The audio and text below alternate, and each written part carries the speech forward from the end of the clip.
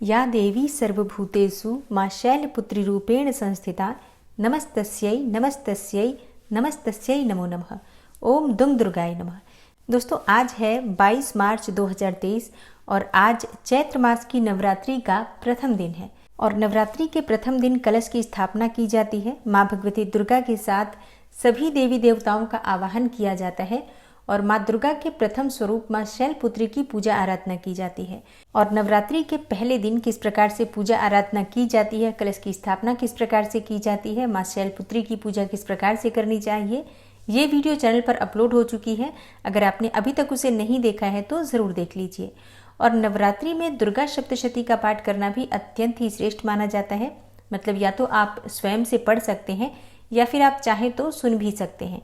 और दुर्गा सप्तशती में 13 अध्याय हैं, तो अगर आप चाहें तो पूरे 13 अध्याय एक ही बार में पढ़ सकते हैं या सुन सकते हैं, या फिर आप क्रम से, जैसे कि पहले दिन पहला अध्याय, दूसरे दिन दूसरा और तीसरा अध्याय, तीसरे दिन चौथा अध्याय और चौथे दिन पांचवा, छठा और सातवां, आठवां अध्याय एक साथ पढ़ा जाता है। मतलब चौथे दिन 4 अध्याय एक साथ पढ़े जाते हैं, पांचवें दिन 9वां और 10वां अध्याय पढ़ा या सुना जाता है और छठे दिन 11वें अध्याय का पाठ करना चाहिए।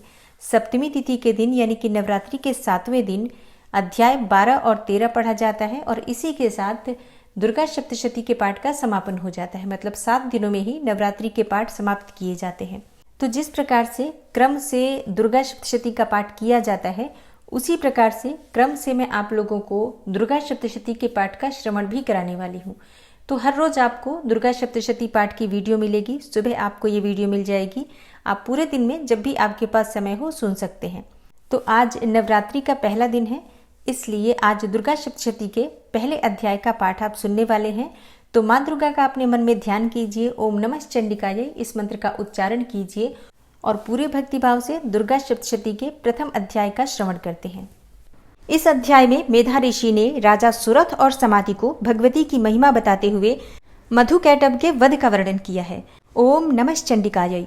मार्कंडेय जी बोले, सूर्य के पुत्र सावरणी जो 8वें मनु कहे जाते हैं, उनकी उत्पत्ति की कथा विस्तार पूर्वक कहता हूँ, आप सब ध्यान पूर्वक सुने। सूर्य कुमार महाभाग सावरणी भगवती महामाया के अनुग्रह से जिस प्रकार मनवंतर के स्वामी हुए, वही प्रसंग सुनाता हूँ। पूर्व काल की बात है। स्वारोचिस मनवंतर में सुरथ नाम के एक राजा थे जो चैत्र वंश में उत्पन्न हुए थे। वे प्रजा का अपने औरस पुत्रों की भांति धर्मपूर्वक पालन करते थे। तो भी उस समय कोला विध्वंसी नाम के क्षत्रिय उनके शत्रु हो गए। राजा सुरथ की दंड नीति बड़ी प्रबल थी। उनका शत्रुओं के साथ संग्राम हुआ। यद्यपि कोला विध्वंसी संख्या में कम थे, तो भी राजा सुरथ युद्ध में उनसे परास्त हो गए। तब वे युद्ध भूमि से अपने नगर को लौट आए और केवल अपने देश के राजा होकर रहने लगे। समूची पृथ्वी से अब उनका अधिकार जाता रहा, किंतु वहां भी उन प्रबल शत्रुओं ने उस समय महाभाग राजा सुरथ पर आक्रमण कर दिया। राजा का बल क्षीण हो चला था, इसलिए उनके दुष्ट, बलवान एवं दुरात्मा मंत्रियों ने वहां उनकी राजधानी में भी राजकीय सेना और खजाने को हथिया लिया। सुरथ का प्रभुत्व नष्ट हो चुका था, इसलिए वे शिकार खेलने के बहाने घोड़े पर सवार हो वहां से अकेले ही एक घने जंगल में चले गए। वहां उन्होंने विप्रवर मेधा मुनि का आश्रम देखा, जहां कितने ही हिंसक जीव अपनी स्वाभाविक हिंसा वृत्ति को छोड़कर परम शांत भाव से रहते थे। मुनि के बहुत से शिष्य उस वन की शोभा बढ़ा रहे थे।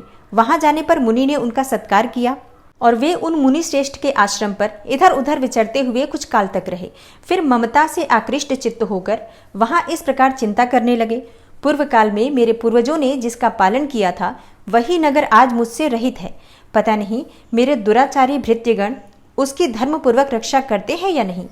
जो सदा मद की वर्षा करने वाला और शूरवीर था, वह मेरा प्रधान हाथी अब शत्रुओं के अधीन होकर न जाने किन भोगों को भोगता होगा।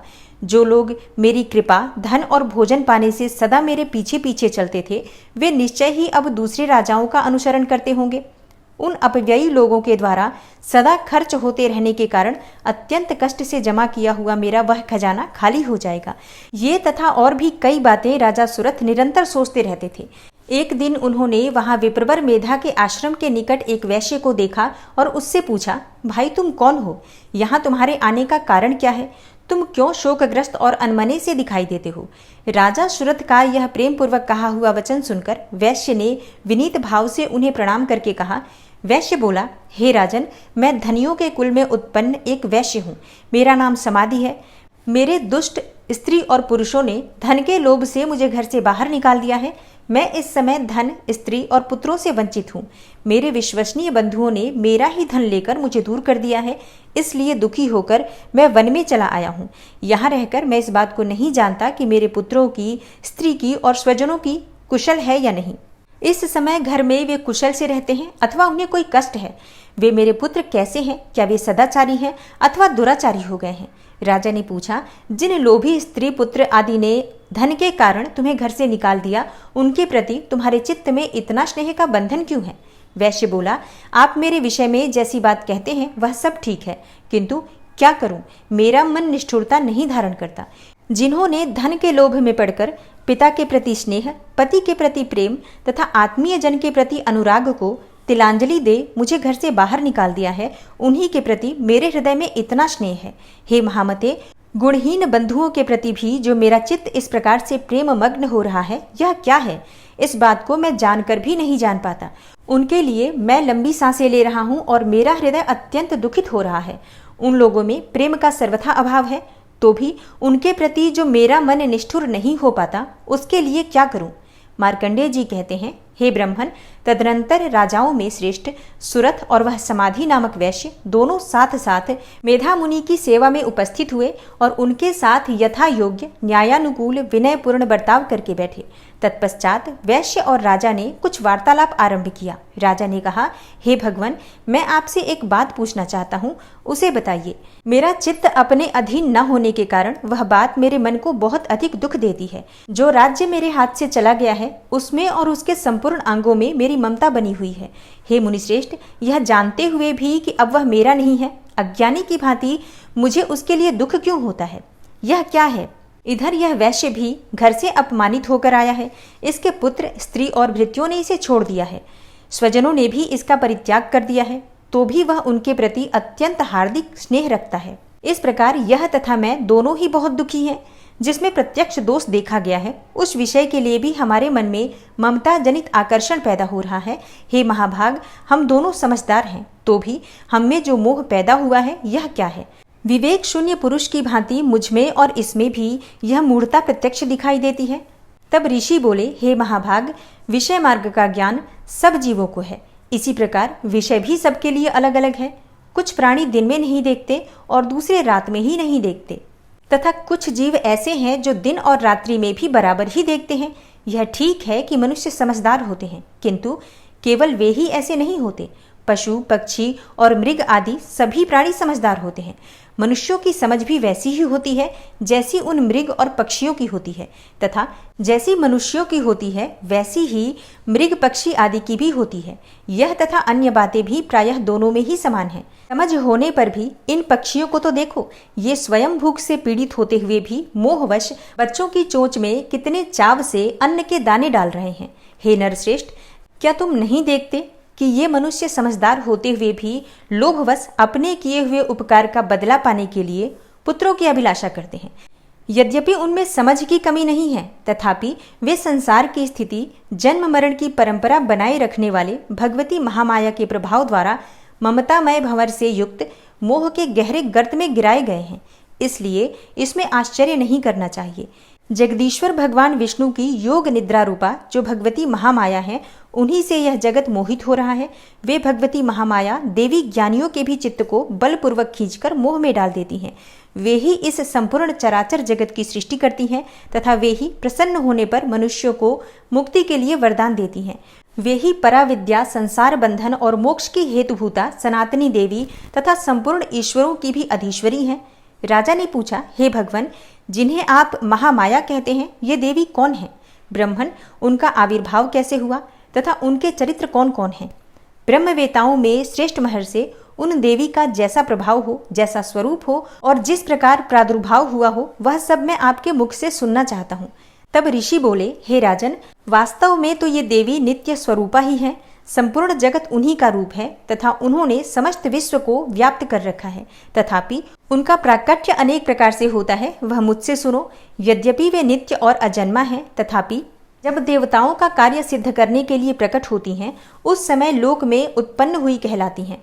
कल्प के अंत में जब संपूर्ण जगत एकारणों में निमग्न हो रहा था और सबके प्रभु भगवान विष्णु शेषनाग की शैया बिछाकर योग निद्रा का आश्रय ले सो रहे थे, उस समय उनके कानों के मैल से दो भयंकर असुर उत्पन्न हुए, जो मधु और कैटभ के नाम से विख्यात थे। वे दोनों ब्रह्मा जी का वध करने के लिए तैयार हो गए।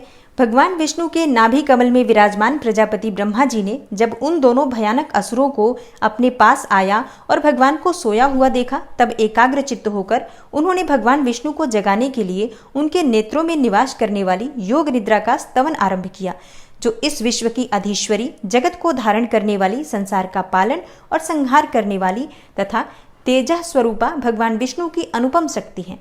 उन्हीं भगवती निद्रा देवी की भगवान ब्रह्मा स्तुति करने लगे। ब्रह्मा जी ने कहा, हे देवी, तुम ही स्वाहा, तुम ही स्वधा और तुम ही वसटकार हो। स्वर भी तुम्हारे ही स्वरूप है और तुम ही जीवन दायिनी सुधा हो। नित्य अक्षर प्रणव में अकार, उकार, मकार, इन तीनों मात्राओं के रूप में तुम ही स्थित हो तथा इन तीन मात्राओं के अतिरिक्त जो बिंदु रूपा नित्य अर्ध मात्रा है, जिसका विशेष रूप से उच्चारण नहीं किया जा सकता, वह भी तुम ही हो।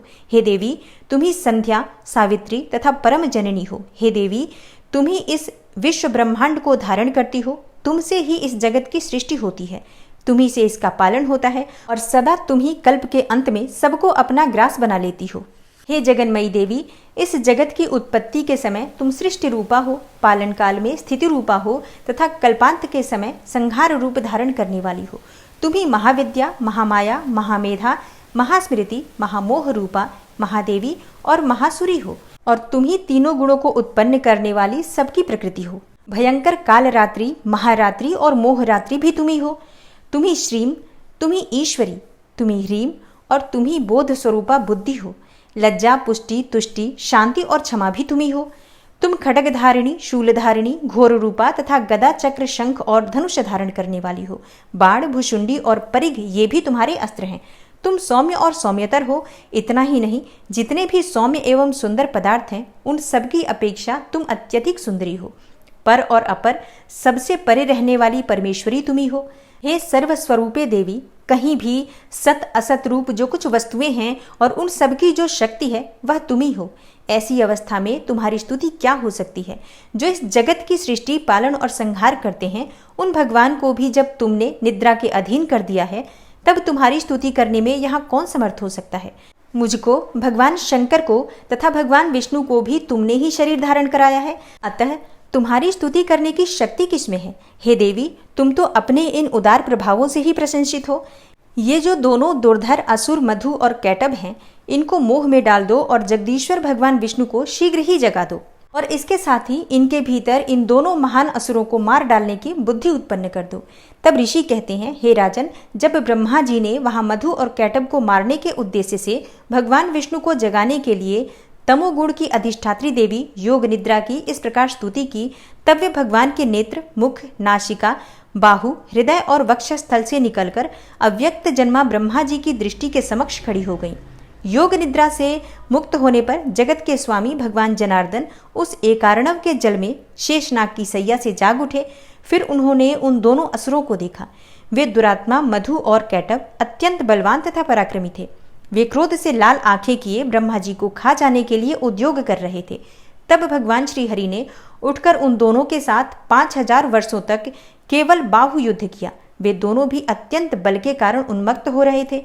इधर महामाया ने भी उन्हें मोह में डाल रखा था, इसलिए वे भगवान विष्णु से कहने लगे, हम तुम्हारी वीरता से संतुष्ट हैं, तुम हम लोगों से कोई वर मांगो। श्री भगवान बोले, यदि तुम दोनों मुझ पर प्रसन्न हो तो अब मेरे हाथ से मारे जाओ। बस इतना सा ही मैंने वर मांगा है, यहाँ दूसरे किसी वर से क्या लेना है। ऋषि कहते हैं, इस प्रकार धोखे में आ जाने पर जब उन्होंने संपूर्ण जगत में जल ही जल देखा, तब कमल नयन भगवान से कहा, जहां पृथ्वी जल में डूबी हुई न हो, जहां सूखा स्थान हो, वहीं हमारा वध करो। ऋषि कहते हैं, तब तथास्तु कहकर शंख, चक्र और गदा धारण करने वाले भगवान ने उन दोनों के मस्तक अपनी जांघ पर रखकर चक्र से काट डाले। इस प्रकार ये देवी महामाया ब्रह्मा जी की स्तुति करने पर स्वयं प्रकट हुई थी। अब पुनः तुमसे उनके प्रभाव का वर्णन करता हूँ, सुनो। इस प्रकार श्री मार्कंडेय पुराण में सावर्णिक मनवंतर की कथा के अंतर्गत देवी महात्म्य में मधु कैटभ वध नामक पहला अध्याय पूरा हुआ।